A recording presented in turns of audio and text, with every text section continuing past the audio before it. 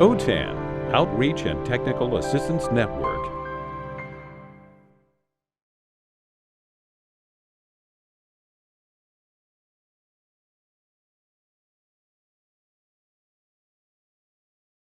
Anyhow, my name is Anel Martinez. I am the CT resource teacher for Sweetwater Adult School. Welcome. And we have 3 other individuals that are going to be with us from YouScience this morning. And we can start out with introductions with Chase. Yeah, absolutely. Great to be with everybody this morning. My name is Chase McCubbins. I'm here with YouScience, and I am the Territory Sales Manager for the Southern California area. And we're excited to just have a brief conversation with everybody today. Mary? Hi, I'm Mary Alvarado. I'm the Employer Engagement Manager, and I work mainly with California and a few other states on the employer side. And I'm Matt Gagon. I'm the Success Manager. I'm kind of the liaison, I guess. If you need help or have questions, you can reach out to me. Very good. So we're going to have a presentation on increasing student certifications and employability skills with precision exams. And this idea came about because we're using precision exams in all of our CT courses, well, most of our CT courses. And so Mary Alvarado had worked for Sweetwater Union High School District as a CT resource coordinator and also as a drone instructor. So we're going to give you more information on how we're implementing that. And then YouScience is going to also introduce some other concepts that they have with their programs as well. Next slide, please. So our agenda will include the implementation of precision exams, exploration of precision exams and data retrieval, employer connection, and the YouScience aptitude assessment. And is there anyone in the room that's using YouScience right now or precision exams? One. And what about out in the virtual audience? Anyone using precision exams or YouScience? You can unmute yourself if you like. Not at the moment. Not at the moment. Okay, perfect. So I'm going to do the piece on how we're implementing precision exams and why we move towards that direction. And then you'll get to learn more about the data and the assessments that do exist within the industries. Next slide, please. So precision exams, the why. So with Perkins requires that most CT programs or pathways have more than one certification. So maybe about 5 to 7 years ago, precision exams was adopted as an additional certification for CT courses. It's also a nationally recognized skilled certification. However, with the pandemic, we had a shift. And that was where we found that, we had most of textbooks being utilized in our CT classrooms. And we had not made a shift to digital curriculum prior to the pandemic. Mind you that I had stepped into this resource position for CT 3 weeks before the pandemic happened. So at that time, Mary Alvarado was making her transition out of CTE. And to remember that there was precision exams. And very quickly, precision exams started to offer remote proctoring. So one of the things that we wanted to make sure that as we were moving into this new digital platform due to the pandemic, that we had alignment for our students that could not test out, maybe from the board certifications. So what could we do in the meantime was to allow them to be able to have that access to precision exams so that they can have a national certification that was recognized with employers, again, not in lieu of a board certification, but something as evidence that they were meeting the competencies during the virtual instruction that they were receiving. So we teach among 8 industry sectors out of 15. We have 21 courses at Sweetwater Adult School, and those courses overlap 4 different sites. Right now, we just have medical at San Isidro Adult School, and we're going to get a little bit more into our medical program and the implementation of precision exams in that. Another thing that I want to point out before we go any further is the alignment with MindTap. So MindTap, does anybody use MindTap? Is a digital curriculum for CTE. So that's the digital curriculum that we moved forward with during the pandemic. And we found that MindTap was aligned with precision exams. Now, many, we we had many teachers asking, are we going to have to teach out of precision exams as well? And so we didn't want to create those extra barriers, extra work for teachers. And we wanted to remove as many barriers for students going through the digital platforms, whether it was precision exams or their digital curriculum. And so we found that MindType is aligned with precision exams, but it's also, precision exams is also aligned with Pearson VUE, which is one of the certifications for certified nurse assistant. So there is no extra work that students have to do once they're, in order to test out for precision exams. All of the work that they're doing in class, whether it's in MindTap or the course content, flows easily into precision exams. So it prepares them to be able to take precision exams. Any questions so far? No? Okay. Next slide, please. Okay, so one of the other things too, with technology, the 11 elements of a high quality program.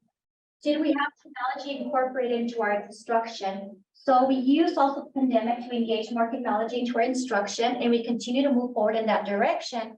So making sure that our students have a vast amount of technology, so that when you do also, or have those skills out that when you go out into tests or certifications, that they have the skills to be able to take the test. And when we're taking about this type of test, the state board certification is a 3-hour exam. And so making sure that the students can sit down for 3 hours to take a medical administrative or medical clinical exam.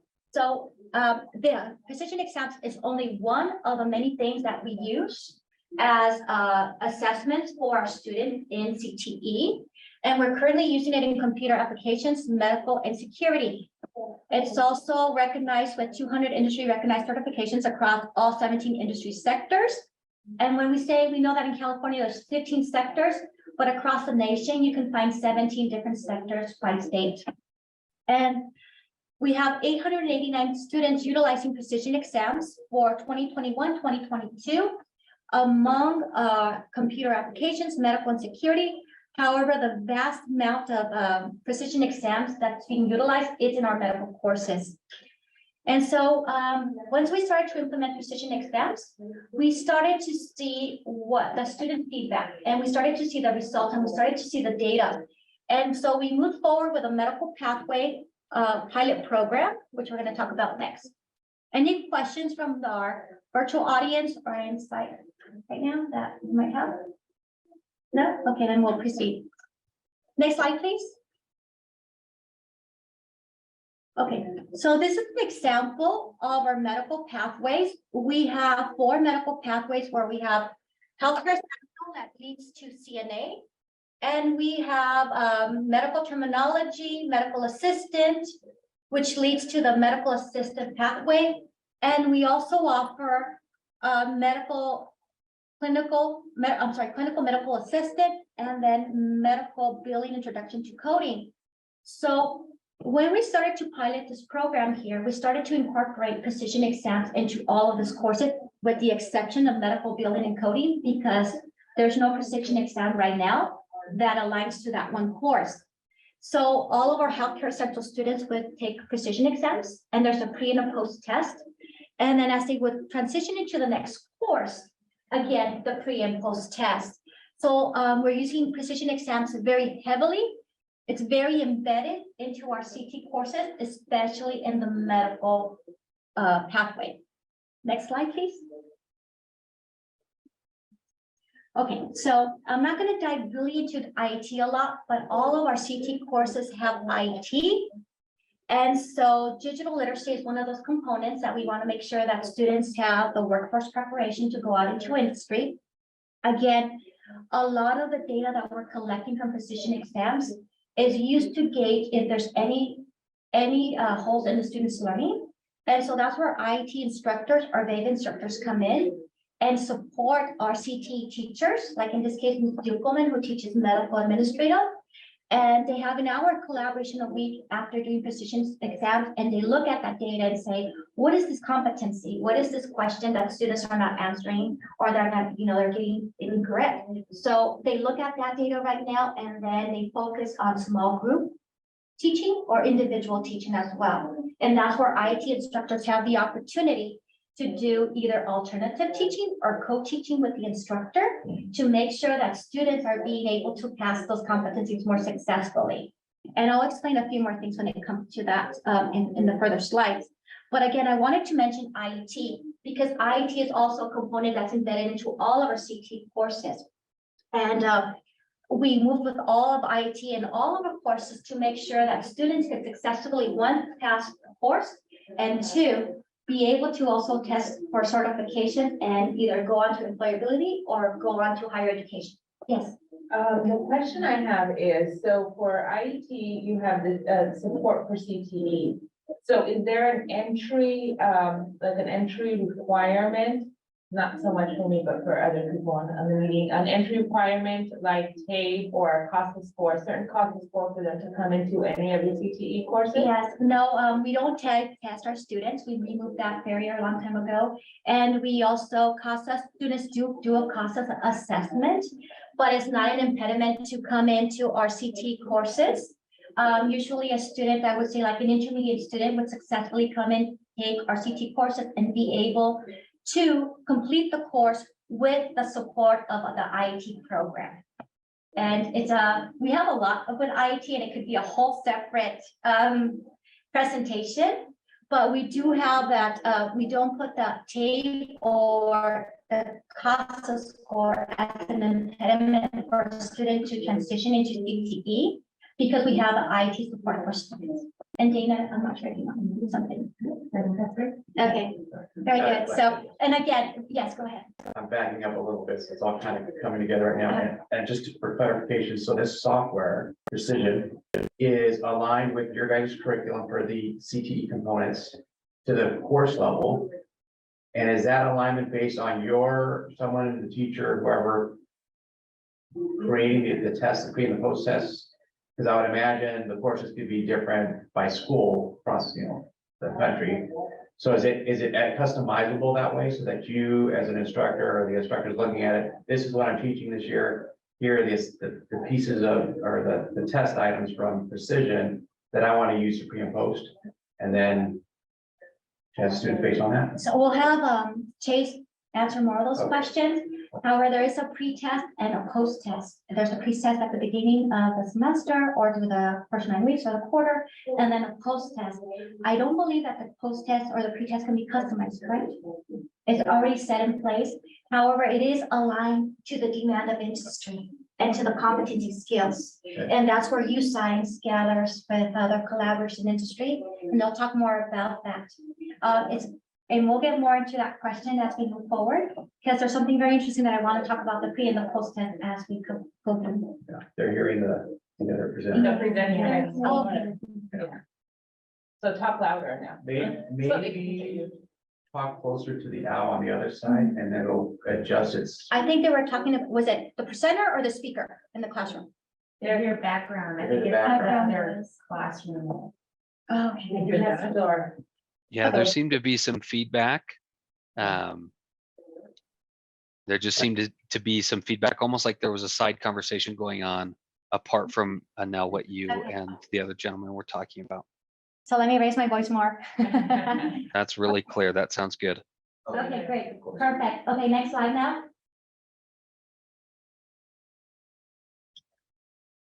Okay, so how do students prepare for precision exams before taking certification? If you move this too much, it has to lose wire and we'll lose connectivity. Yes, that's why we're over there. Okay, so how do we use it, right? We know what it can do, but how do we use these exams? So before students take certifications, of course, students start out with the curriculum.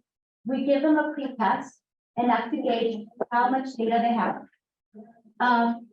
And then this here you see is a CNA cohort. And now this is a very interesting, what you're seeing here in this picture, because students are taking precision exams while they're doing their practicum, doing their CNA practicum at a nursing skilled facility. Anybody here has a CNA program? So it's a very intensive program where you have 160 hours. 100 of those hours are practicum hours for CTE in order for them to pass the state certification. So what we do is that we go into the skilled nursing facility, we take some time during the maybe last 3 weeks of instruction time, and these are 9 to 10 week courses. And then we start to implement precision exams with the students. So this is in their own downtime while they're in the facility. And so, again, these same students have already transitioned through Healthcare Essentials, which is the pathway to certified nurse assistant. So they know about precision exams. And this was very interesting because last fall, it was taking us a little longer to get to the skilled nurse facility to implement these exams.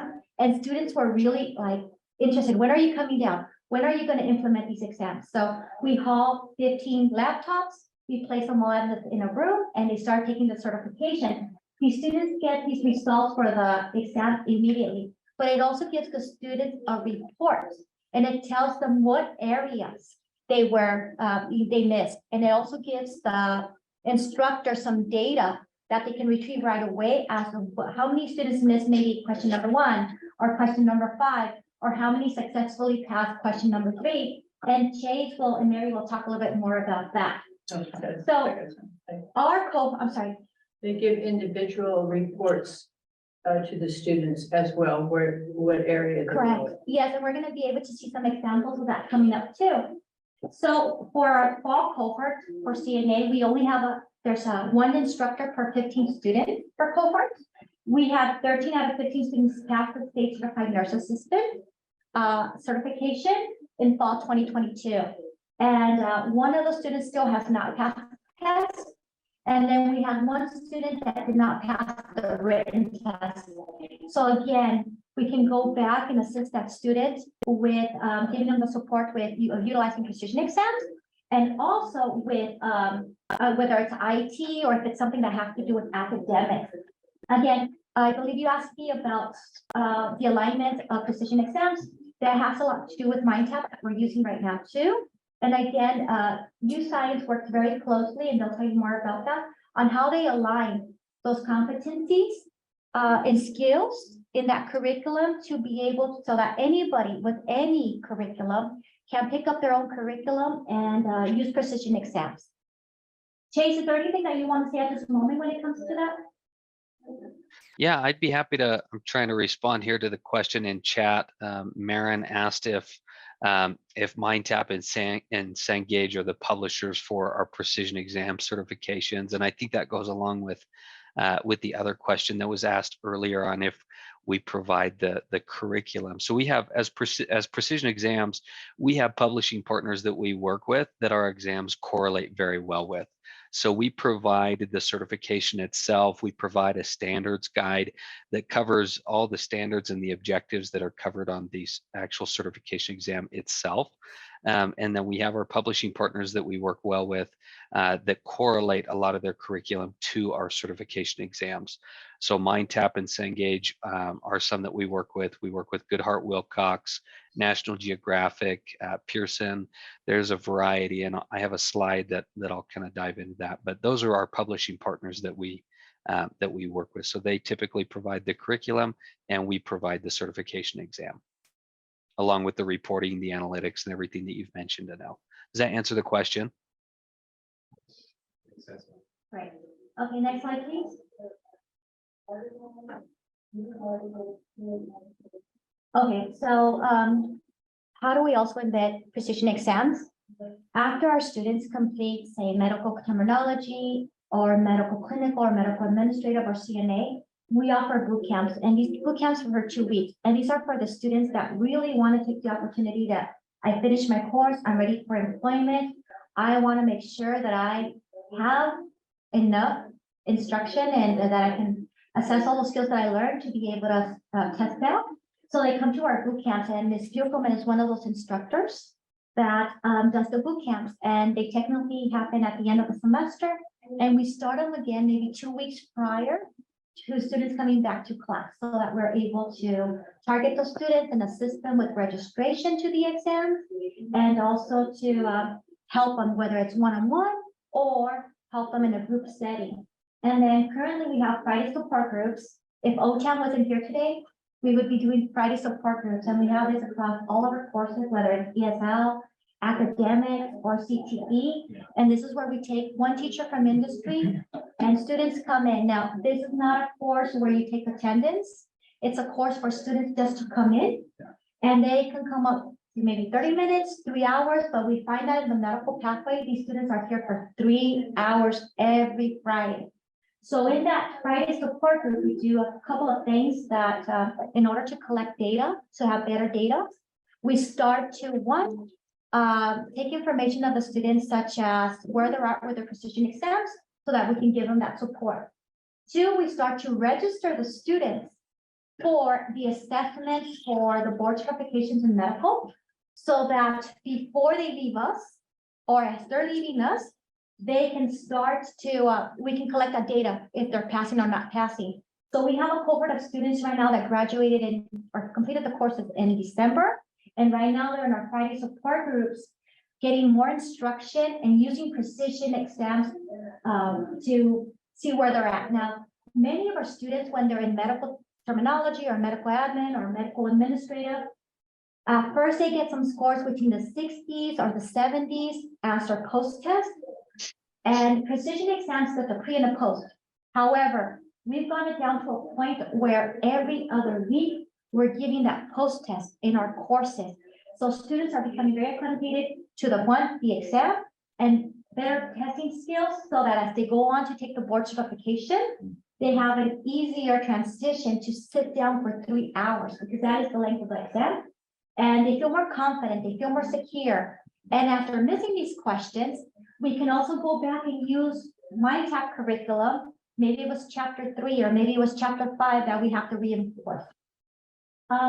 Another thing too is that for these in the medical pathway, medical clinical and medical administrative, medical terminology content is 45% of the state board certification. So we really emphasize using precision exams for medical terminology. Even if the student completed medical terminology last semester, there's a lot of information there that students may tend to forget. And so it's kind of serves like a refresher to see where the student is at and how we can reinforce those skills with the student or again, those competencies so that the student can be much better prepared to pass the exam. And again, we talked about the state test registration. Now, I'm not sure if anybody out there has medical courses. Our CT courses, for the most part, are all articulated. Right now, we're going through the renewal articulation. And as you know, here in California, there's been a big shift with credit by exam. So one of the things that Southwestern College, our community college, was looking into was what exam are we going to implement so that we can determine that students at Sweetwater Adult School have met the competencies. And so there was a lot of discussion about their own exams. And then just like Mr. Corral asked, how is that alignment, right? So from Southwestern College to us, the alignment could be very different. And so we wanted to ensure that our students would be passing that exam so that they could get articulation. So we brought up precision exams. We showed them our data. We showed them how it was being implemented. We talked about the boot camps. We talked about the Friday support class. And right now, we're in the process of getting that articulation signed for our medical courses. And we'll be able to use precision exam as the exam to give our students articulation through Southwestern College, which was huge. Next slide, please. So they're not required to come, it's more like a drop-in. Right, but we have an average about 25 students on a Friday. Are they mainly ESL? No, we have some ESL students, but we do have very strong. And the reason why I ask that is because you allow anybody to just come in to your. From our medical pathway, yes. In this one specific boot camp, we do have others. CT courses are giving also support to, and it can be as simple as maybe they're coming in for a competency that they haven't mastered in CTE. Or maybe they missed a class. And as you know, in CTE, we build, right, by competency. And so we want to reinforce and we want to make sure that our students are acquiring that if they're missing any dates of instruction or also, but using, most of the students come because they want precision exams. And again, this is not something that they can do at home. It's something that's being proctored in the classroom setting. Okay, so Chase, I'm going to transition to you, but before I have Chase transition, I know it's a lot of information for our attendees virtually and also for all of you here. And if you have any questions, or you want to have a separate meeting, I'll be glad to assist you with all that I can. It's just a little glimpse of how we're using precision exams and how we have it embedded, especially in our medical pathway. A question for Chase. So your CTE programs, you're aligned, or your courses are set up to be Carl Perkins approved, right? So you have to have the capstones and all, and the sequencing. The certification I don't think that's required, or is it? They have to have a third-party certification. For Perkins, you have, it used to be where Perkins before would have maybe one certification, but now start creating their work portfolios. Perkins came out with the 11 elements of a high quality program, and they not required, but they're asking, can students get more than one certification? Through their one path. Through their one pathway. So here, let's just take medical administrative. They go through medical terminology, right? And they have a certificate from precision exam that they met the competencies, that they have the skills. They go on to medical administrative, and they have another precision exams for that specific course where it specifies that they met the competencies and the skills. And again, aligned with industry. Right? As we know, industry is constantly changing. Everything in CT is never stagnant, right? It's always moving. There's a lot of moving pieces. So on our part too, we're looking to see what the competencies are. Are we aligned to those?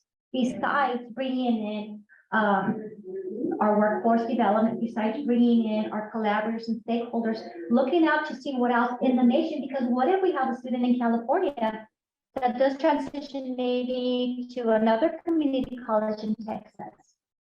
Where is that alignment to? Okay, Chase, it's all yours now. Yeah, no, that's great. Well, thanks, Anel. I should just hop off and let you do the rest of the presentation. That's great. And yeah, just to talk a little bit further about our certification platform, this slide that you're currently seeing is just a quick snapshot of some of our certification exams. We have 200 plus across all different industry sectors, and you can see a lot of these are stackable. So we support stackable credentials, and essentially our platform is based on allowing students to come in and to take a certification exam. Now, these are gone through at least every 1 to 3 years, depending on how much industry is changing. And we bring, when it comes time to create the exam, we bring both industry and education experts together to make sure that the content is relevant to both sides. So our goal is we really want to bridge the gap between education and industry. When it comes to our certification exams, that's how we're doing it. And so this is just a quick glimpse of what our library looks like. There should be something for everyone in here.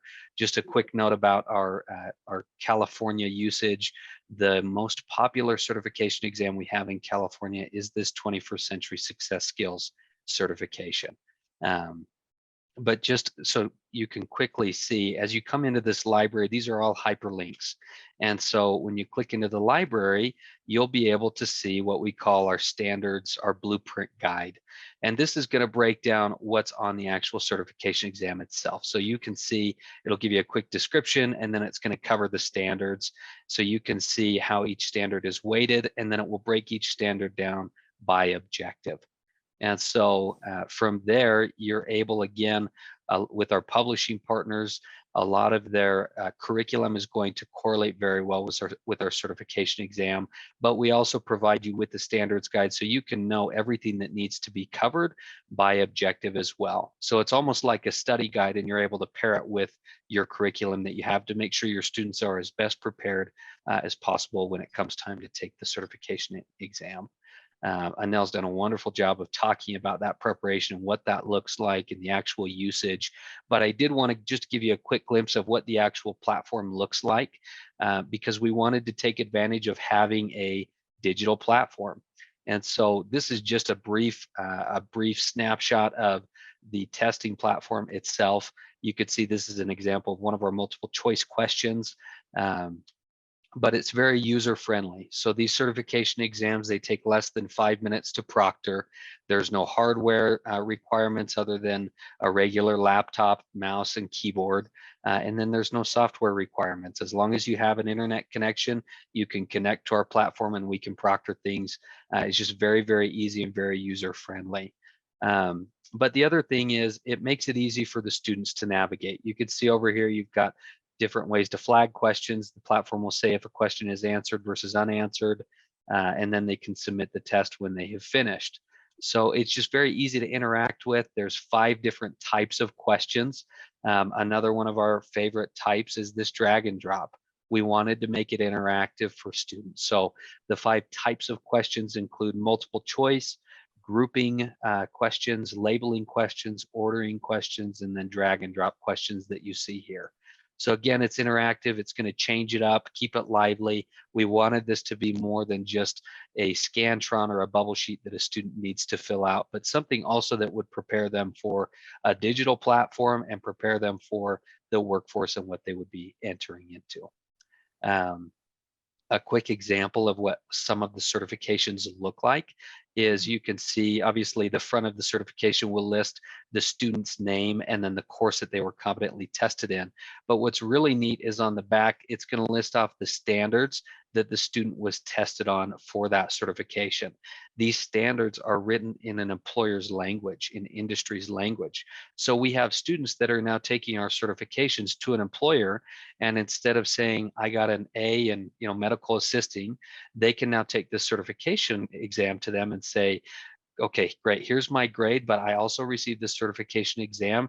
These were all the standards I was competently tested on. Basically, these are the skills I possess. And as a result of that, students with our certifications are receiving, essentially a competitive advantage because they have skills and competencies that are allowing them to start further down the road than someone who may not have one of our certification exams. So they're receiving, preferred internship, a preferred wage, preferred interview status, just as a result of possessing our certification exams and having that knowledge and having a way that knowledge has been validated. So that's just a quick example of what the certification looks like. But any questions up to this point? Any questions in chat? Okay. And so one of the additional pieces, I mentioned this already, our most popular certification exam nationally and in California is this 21st Century Success Skills certification exam. And it applies to everybody, regardless of if they're CTE or not, but it's a soft skills certification. And essentially you have 92% of hiring managers that are valuing soft skills just as much as they are hard skills. And so on top of our other CTE specific certification exams, this is an exam that applies to everybody regardless of which pathway they may be in. Now, Anel mentioned a couple different data pieces, and that's one of the things where we want to strive to equip you as the educators and the administrators with data that really delivers. And so with that being said, we want to provide you data that's going to help guide students to those best fit pathways and programs, along with the CTE program improvements with the exam data, and then help them find those matching pathways for local talent and industry needs. So those are kind of the goals of the data that we deliver on. And what that looks like is, first of all, this student ability report, the student score report, excuse me. Now, Matt, who's on the call with us, did a sample exam for us. And what's nice is this actually breaks everything down for the student. And so they'll be able to see by standard how they did, along with seeing their percentage correct, and if they pass the exam or not. So this is a report that comes to them after they finish the certification exam that their school administrator can pull. And then the administrator can work with them, or the teacher can work with them to improve if they want to improve on their standards. And Anel, if I remember correctly, you utilize this student score report to work with the students on a one-on-one basis so that they can improve in each of the standards. Is that correct? Correct. And that's where our classroom instruction comes in, or IEP support, or our Friday group support classes, or our boot camps as well. And how are you seeing the students improve with that one-on-one that's guided and directed with the student score report? Well, then we have them after they go through this support group or the one-on-one or small group instruction, we give them the post-test again. And again, people maybe can talk to that one too. Yes, once we get the report and see where the student is low, we go back and we review that chapter.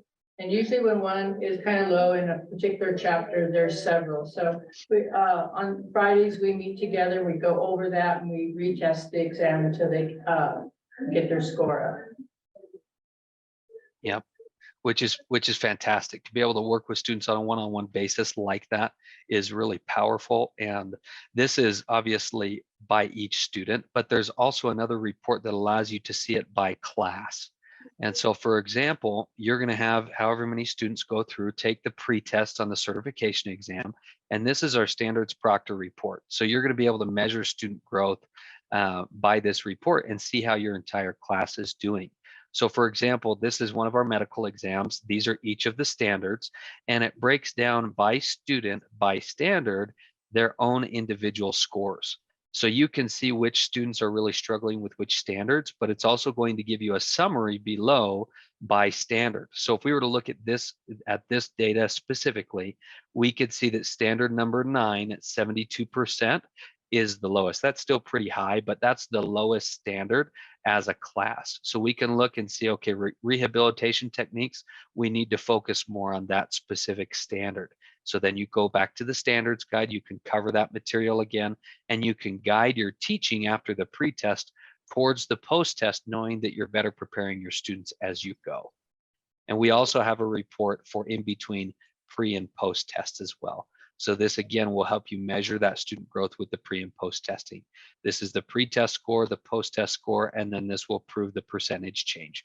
So you can prove that between your pre and post-test scores, there is student growth that's happening. Even if they may or may not have earned that certification, you can still prove that there is growth happening. Anel, anything you wanted to pipe in or say there? Yes, so there's a pre and post test through precision exams.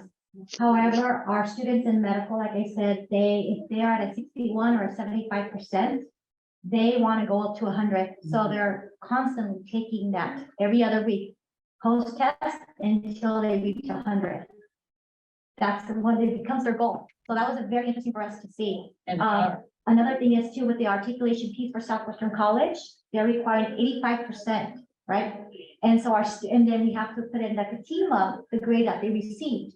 Well, our students are making it to 100% when it comes to precision exam as the piece for moving forward with the articulation, because they're working on it, and it becomes a goal for them. Like, I want that 100. So, and again, not only are they, they're achieving higher, but they're also getting those test taking skills to sit down for an exam.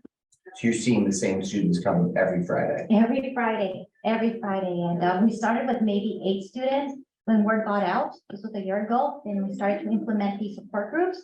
They're here every Friday. Now, right now we're doing something different where we're again helping them register for the exam. We learned that you can't have them all sit down at exam date all together. However, we're preparing them as they're going. So you have 2 more weeks before you take your exam. So they come in and until they can go take their exam. So that's one piece of data that we hope that we can get better at, tracking those students, because now they're coming to us in cohorts after they complete their courses. So how many students are actually going to pass their board certifications? And if they don't, what else can we do? So Mr. Correa asked something about Perkins. Is it a requirement? And again, going back to the 11 elements of a high quality program, I think for anyone that has a CT program, that's like a report card. You want to make sure that you have a good academic rigor and that you also have assessments in place that can help your students reach higher levels to be able to transition into higher education or employment and pass these board certifications, right? So, any questions? Yeah, I can't remember it now. Okay. I'll ask if there was one. Shoot. Wait, Chase, you can go on because I can go on and talk. Perfect. Oh, sorry, there's one more question. The certification, the one that validates their knowledge and all that, is that would that be accepted as part of their articulation? No, so there's student certification, so the precision exams or articulation, yes. Okay. That's the exam that we're using to demonstrate these students, have met the competencies of our course. Mind you that our course outlines are now aligned to the community college. So renewals right now are taking place where we're aligning our course outlines to meet with Southwestern College staff and our staff so that we're all aligned. Yes, we can use different textbooks, and now we can use different assessments as well. However, we have to have the same amount of rigor.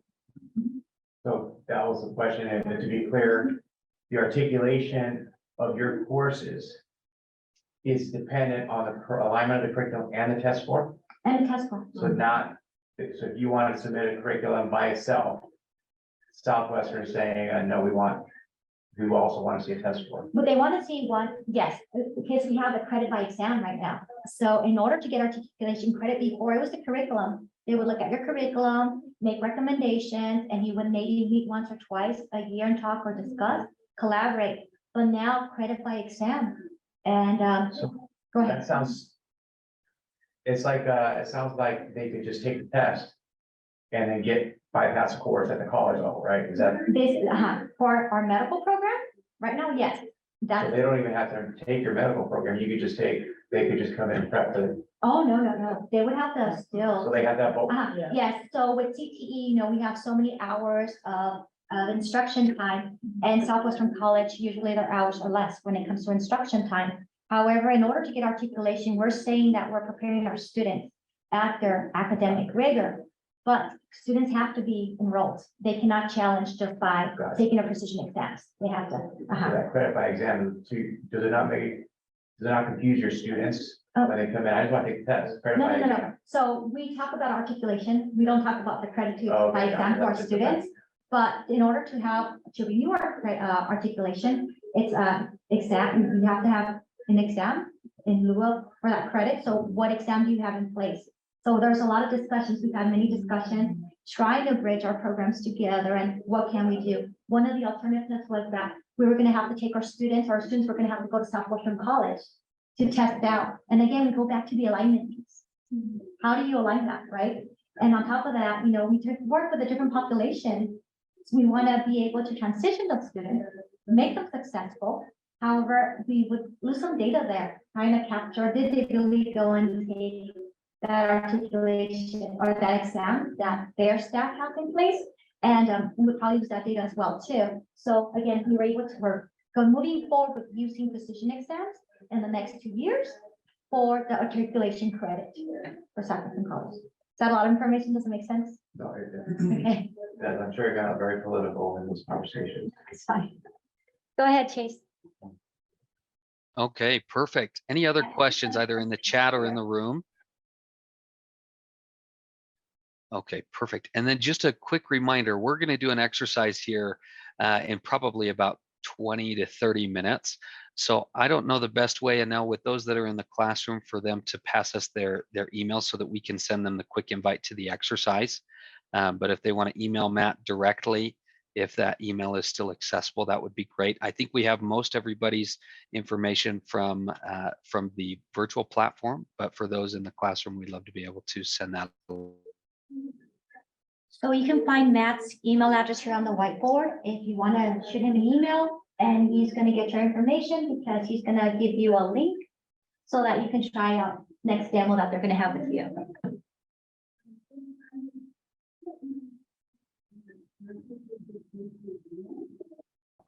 I already mentioned this about our publishing partners. So these are some of our publishing partners that we work with: National Geographic, Cengage, Pearson STEM Fuse, Goodhart Wilcox, B Publishing, and there's a variety of others. But essentially, we just want to be able to, you as the teacher, you know what's going on in your classroom. And so we don't necessarily want to, we want to provide what industry is asking for. And so that's why the exams are built to industry standard. But that's what's nice is if you work with any of these publishing partners, more than likely their curriculum is going to correlate very well with our certification exam. Now, one of the pieces that we talk about is industry recognized. And to be honest with you, a lot of the people that we talk with sometimes ask, okay, well, who recognizes your certifications? This is a good example of a small list of, We have over 5,000 plus industry partnerships across 12,000 locations. I'll have Mary talk about this in just a second. But what's neat is essentially when employers started hearing that we were certifying students, they came to us and they said, okay, great. Can we get a list of all the students that have your medical assisting certification or your XYZ certification? Obviously, because of FERPA, we can't do that, right? And so what we've done is we've built this we've built this platform that allows students essentially to connect with employers in their local geographical area so that we can build a local talent pipeline, but also give them the opportunity to plug into employers at a national level. So if they want to stay in California, they can do that. If they'd like to leave and pursue something somewhere else, they can look at what other opportunities are available to them as a result of what certification they hold. So Mary, do you want to talk a little bit about employer connections, and I'll advance the slide deck as we're talking here? Okay, go ahead and go to the next slide.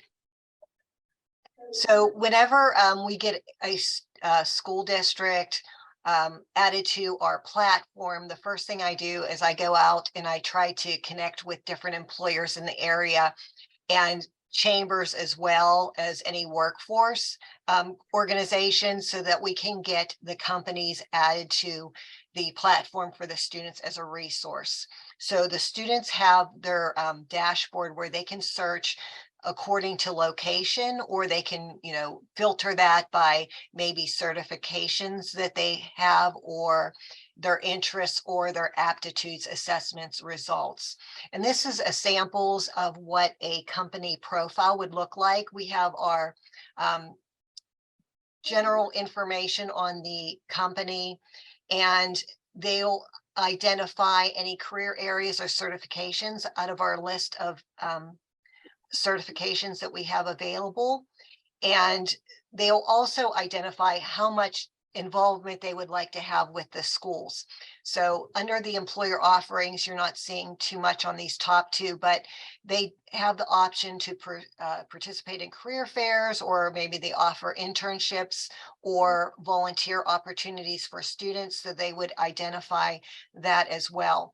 And then also many of our companies are located in areas across the country, so they can put in every location that they have, so it will populate when a student is searching. That's one way a student has access to employer information.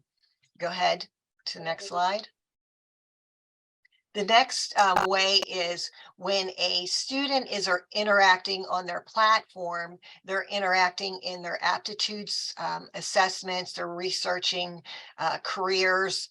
And what's happening then is companies in their area in 50-mile radius of where they're located will populate. So say a student is going to school for the medical field and they are taking they are looking in their aptitudes portion. It says you would be a strong match for a medical assistant. Well, what's going to happen in there is any companies that are hiring for medical assisting would populate as well, so that the student knows after graduation, after they've completed their competencies, they can start applying at these companies.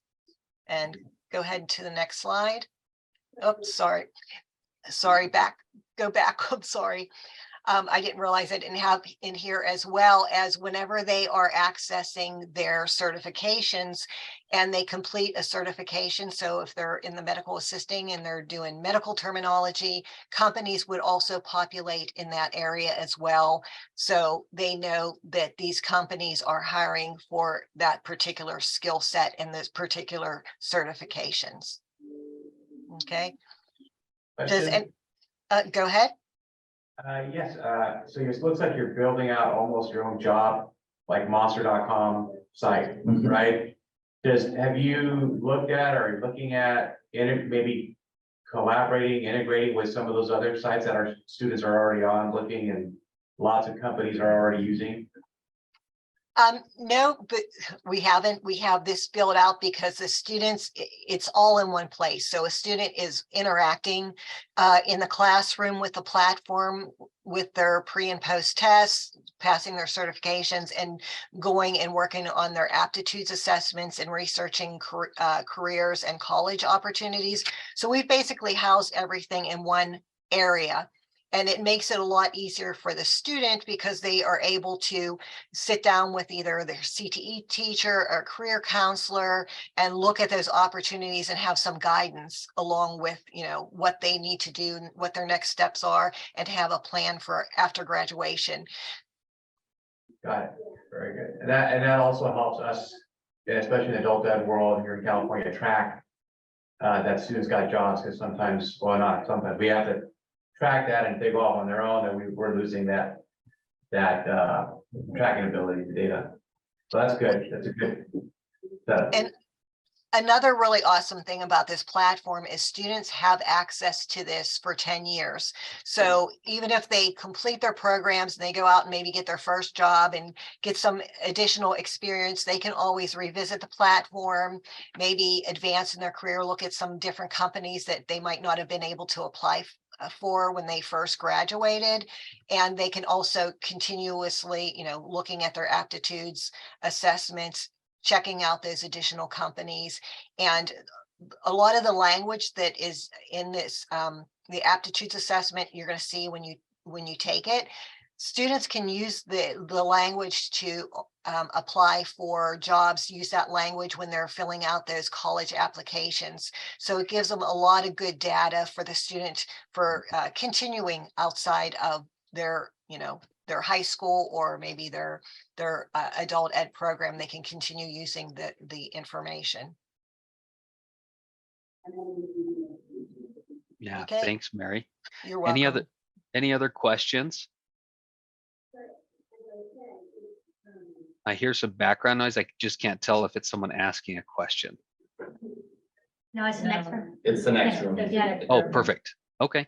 And one thing that I was going to mention, if you have existing industry partnerships or relationships with employers, Mary is actually the individual on our YouScience team that can go out and have those conversations with your employer partners. And she can walk them through onboarding them into the system. It doesn't take much longer than 5 minutes. And she can walk them through how it works and everything like that. So Mary is kind of our point of contact in the California area that will work with those employers and onboard them into the platform so that you can connect your students as a result of their certifications with employers in your local area that are looking for those opportunities. And that's a portion of how we're building that local talent pipeline and contributing to your local community and economy. So Anel, anything you wanted to add there? Nothing right now. Thank you. Okay, you're welcome. And I don't see any other questions. So Anel, the next portion that we have is regarding our aptitude-based career guidance. Did you want us to move forward with discussing that? Correct. Okay. All right, sounds good. And so I'm sure by now, as everybody has heard on the call, we're YouScience, and we do a variety of different things. We have our industry recognized certifications and quite a few other tools in the tool belt, you could call it. But everything that we do is designed around helping students identify their best fit career. And we really help students find, and learners in general, we help individuals identify their why, their path, and their purpose. Now, the tools along the way of how we do that are there's a variety of them, to say the least. But everything that we have, and this is one of the things that we're working with Sweetwater Adult on adding, is our aptitude and career discovery tool. But essentially, that is kind of how we measure a student's talent and help them understand what they're naturally good at, their natural competitive advantages of how they can, you know, not only uncover the talent that they have, but also begin to affirm that, understand they have talent in certain areas that they may not have been exposed to before. And from there, we're able to guide students into very particular and those specific CTE pathways regarding their talent. There's an education and career plan portion, education and career plan portion. But along the way, we have our industry recognized certifications, which we've already talked about, that are validating the skills and knowledge. But we want to help the students into the correct pathways so they can begin to explore their natural talents, and we can validate those skills and knowledge as a result of those pathways that they're in. So certifications is one of the amazing tools that we have in the tool belt along the way. But our aptitude and career discovery is really the driver that measures the talent and helps guide students into those correct CTE pathways. So I'll dive into essentially how we do that and why we have the aptitude and career discovery portion.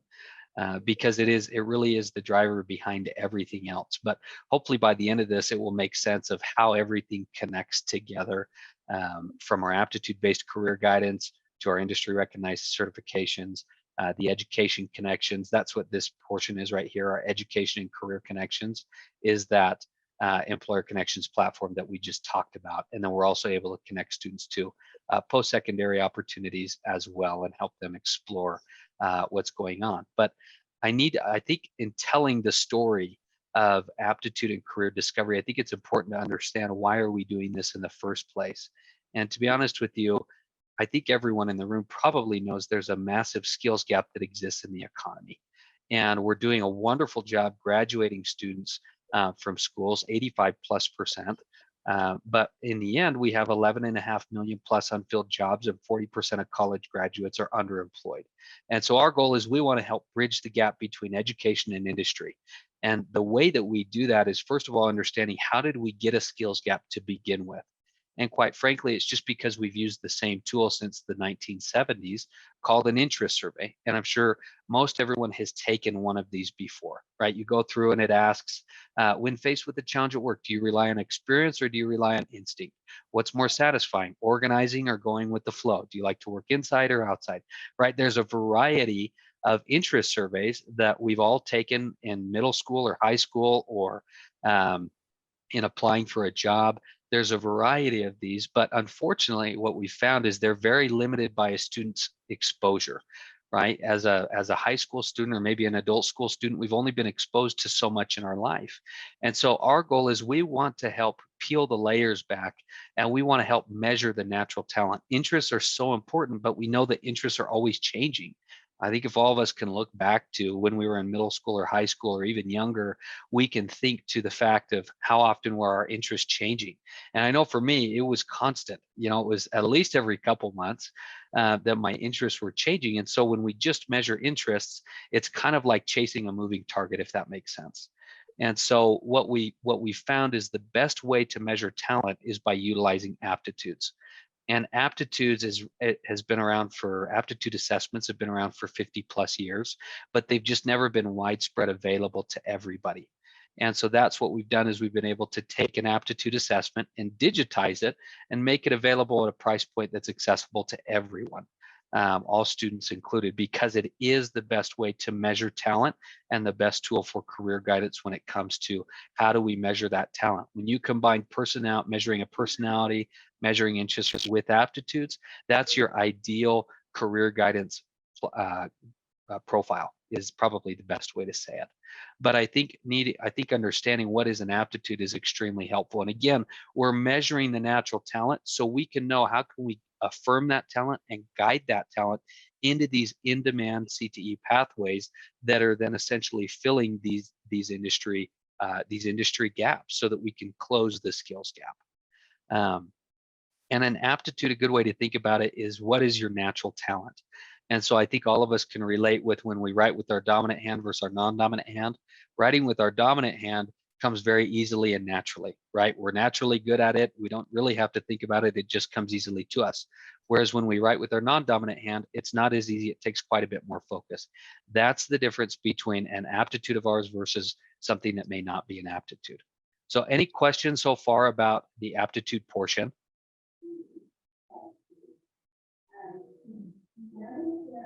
Okay, perfect. Chase, can I just ask, so while we're doing this, we're also registering with Matt, right? To get it going. Okay, perfect. Just want to make sure. Yeah, thank you. Yep, we'd love to give you an opportunity to take to take the brain game modules, to take a portion of the aptitude assessment. And so that's what you're signing up. That's what the invitation from Matt is right now, is the invitation to take our adult version of the aptitude battery. And essentially what that looks like, because aptitudes really are the authority in career guidance, you're going to get, it's 9 brain games plus an interest inventory and a personality profile. So you can see we measure aptitudes, interests, and personality. And so this is the profile that you now have access to through your email. So if anybody hasn't been able to find it, if you'll please virtually, if you'll please just let us know in the chat. And if anyone is in the audience, if you'd like access to it, please email Matt and he can get you set up with your profile. But essentially, you'll go through and it takes about 90 minutes if you were to complete the entire assessment. We don't recommend doing that. We actually recommend breaking it up into a couple different sessions. Each module takes 5 to 12 minutes, and it's designed where you can do 1, 2, or 3 or 4 modules. You can save your progress and come back to it later, right? We want you to be fresh as you take each of the modules, but it's going to measure your natural talent. Then once it's measured your natural talent, your personality, and your interests, it's going to recommend typically 25 to 35 strong overall fit careers. And I can show you what that platform actually looks like. But just an example of one of the brain games, 2 of the brain games actually. This is our inductive reasoning brain game. So it says select exactly 3 items that have something in common. The nice thing about the brain games is it doesn't necessarily measure what is pass or fail. It's measuring how a student thinks. And so obviously the answer is important, but it's not everything. So if you're going through and you're playing along, one of the probably the most common answer, the most correct answer is B, C, and E, right? Because they're all kitchen appliances. But we have had people answer before and they have said, oh, well, what about A, E, and F, right? For cooking, okay? Or anyways, there's a different variety of ways you can answer this question, but what's going on in the background is the system is measuring how quickly can you make a decision with a limited amount of information.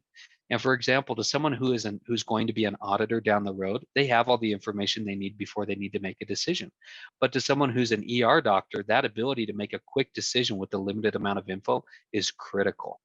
So that's our inductive reasoning brain game. This is just a quick example. You'll be able to see this and take this for yourself as you're going through. And then this is another example of a spatial visualization aptitude. And so as you go through and the brain game itself, you've probably seen something like this where you take a piece of paper, fold it up into fourths and punch a hole in the corner. When you unfold it, what does it look like? And again, if you're playing along at home, the answer is B, okay? And for some people, this comes very easily. For others, it's a little bit more difficult. But this is the ability to see something in a space before it's actually physically there. So for someone who's going to be a civil engineer or an interior designer, different careers like that, this aptitude is critical. So this is some of what we do. This is some of the brain games that we have and that we offer. But again, all of it is designed to measure the natural talent so we can affirm that talent, guide it into those in-demand CTE pathways. We can certify the skills that the students are receiving and learning in the classroom, and then we can help them into a career that we know they're already naturally talented in. So hopefully the flow of how we do everything is making sense. Any questions though so far? Anel, are we doing okay on time? Yes, we're still okay on time.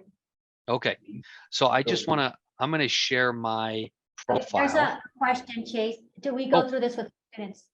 This is still a piece that we're exploring. Yeah. Like I said, we were getting started with precision exams when we first adopted precision exams 7 years ago. We didn't have a buy-in from the teachers. And with the pandemic, we started to see that shift with the buy-in of the teachers. So anything that we choose for adult education, we connect with our teachers. They're the experts of what they teach.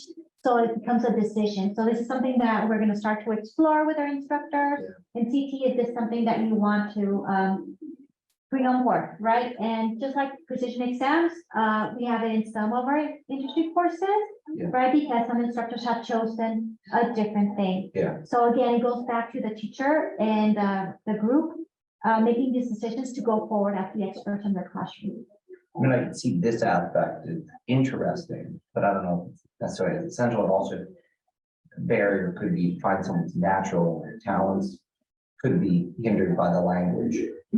And there's been talk about maybe putting this in orientation prior to enrolling in the course. There's an array of ways that I'm sure that it can work out. Again, we're not there yet. Yeah. With this piece. Okay, thank you.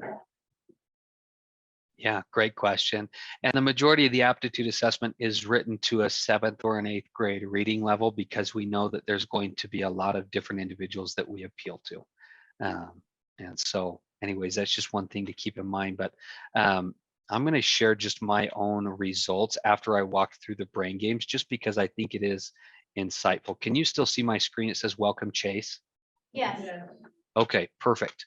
So when I come in here after I've finished the aptitude assessment, I'll click in here and it's going to tell me where my talent is. It's going to tell me and break down my aptitudes for me, what those look like. So for me, I'm a brainstormer. Gives me some quick information of what that means, my personal approach, how I contribute as a team, and types of work that are interesting to me. If I want to deep dive into each of these aptitudes and how it relates to me, or get some ideas of things I can put on a resume, I can walk through and see, okay, let's deep dive into this brainstormer aptitude and see, okay, here's how my results show. How does this impact my daily life from a work, school, or social standpoint? And I can highlight these as I go, things that I find easy versus difficult, tips for success, and then how to recognize this in other people. So there's a lot of great information for those that want it, but all of this information is put together to help identify what are your top strong overall fit careers. And so when I click into these career cards, it's going to give me my top 25 to 35 strong overall fit careers. And again, our goal is let's shrink the exposure gap. Let's help show students what they're capable of. And let's not only measure the talent, but let's affirm it and guide it. And so you could see these are my best overall fit careers, but I can actually search by just my aptitudes, and I can search by just my interests as well, right? And so, for example, I had never considered being a wind energy engineer. So if I click into this, students can begin researching and seeing what does this look like.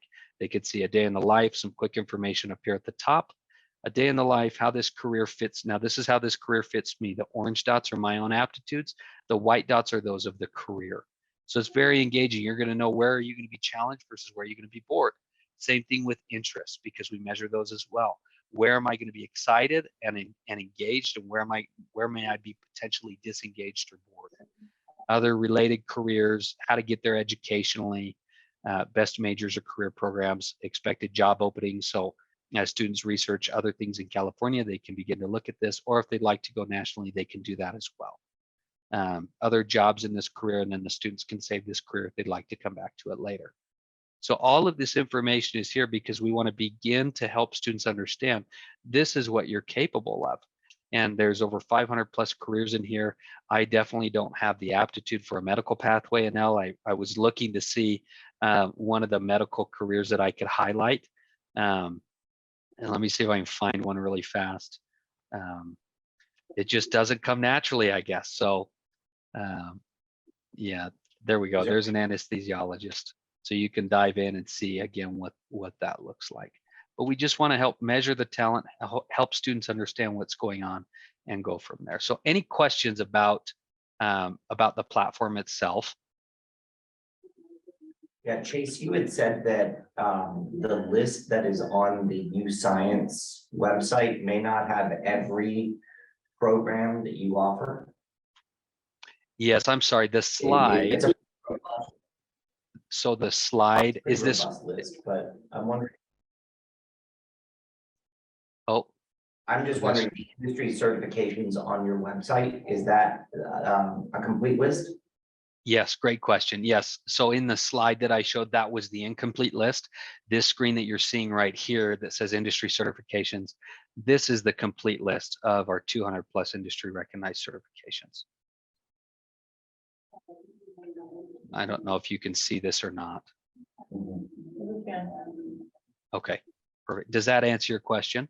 Yes, thank you. Okay, you're welcome. Yep, absolutely.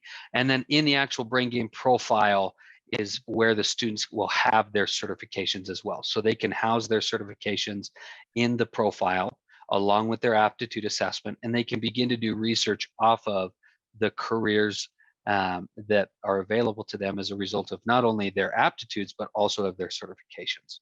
So it plays to both sides, right? We don't want to be dream stealers if students want to pursue a specific career and they have certifications for that. We want to enable them and allow them to be able to do that. Okay, so for example, Chase, maybe pharmacy. You have anything for maybe pharmacy technicians? That's a great question.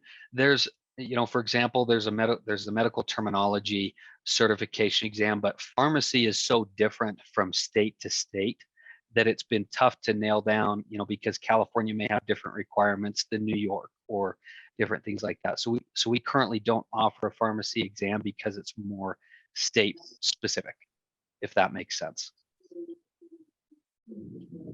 But there are other ways that students, biotechnology, there's a few other ways that they can validate some of the different skills and knowledge, if they were going to pursue a pharmacy career. So that's one that we're looking at further. Does that answer your question? Yes, thank you.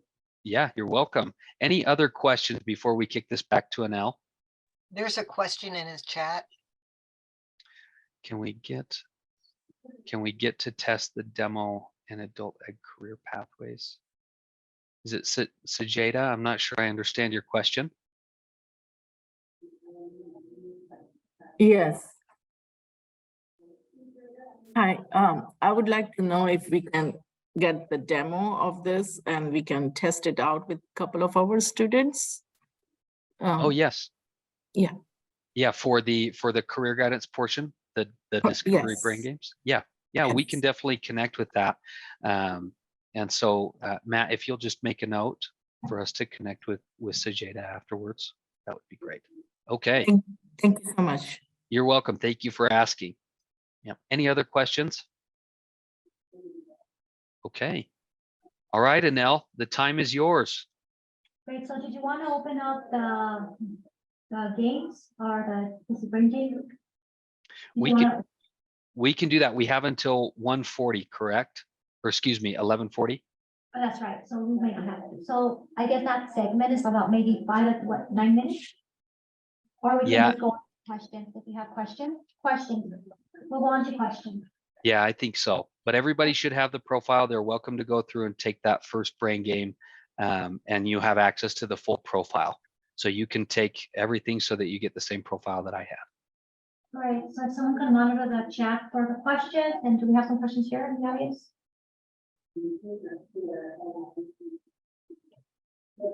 Any questions in the chat? I don't see any questions. No, there's no questions. I'm gonna skip through here to our last slide. Any takeaways? Just out of curiosity, let's say that we did do some sort of a farm tech program. How willing would you be to work with schools in designing or working with us to create some sort of a program? We'd love that opportunity, to be honest with you. We have an exam development team, and yeah, it's definitely something that we can elevate to them, and it's something that we've done in the past in working with specific individuals and organizations. So we'd be happy to have that conversation and explore that with our exam development team. Okay, thank you. You're welcome. And if I can interject, we actually have a link right on our website that I'll post here in the chat. I know you're in the room, so you might not get it right away, but it's there if you want to check it out and connect with that exam development team and kind of see what it is that we require. So.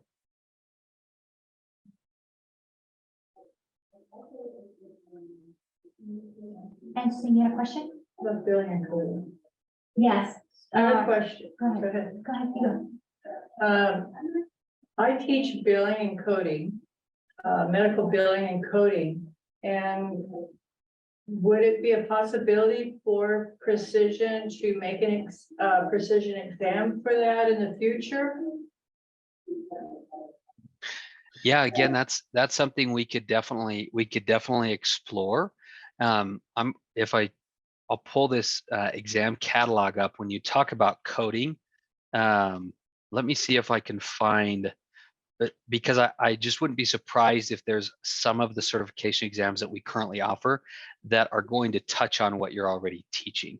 It would just be up to you to go through and identify which of those certifications would potentially line up with what you're currently teaching.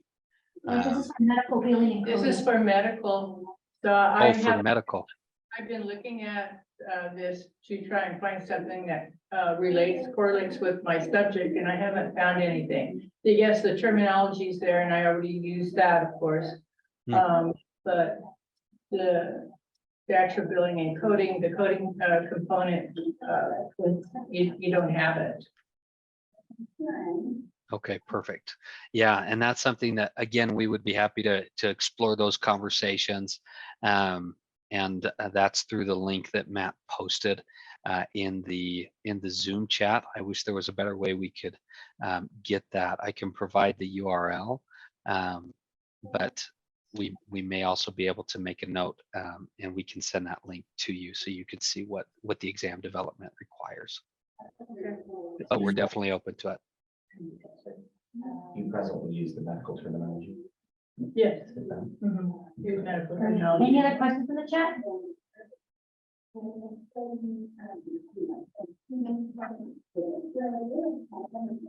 No questions? Okay, then thank you so much for being here with us. We hope that you've enjoyed the presentation and have some takeaways from it. Thank you. Thank you. Thank you. Thanks, Jason. everybody. It was great to Thank meet you. everybody. Thanks so much for your time today.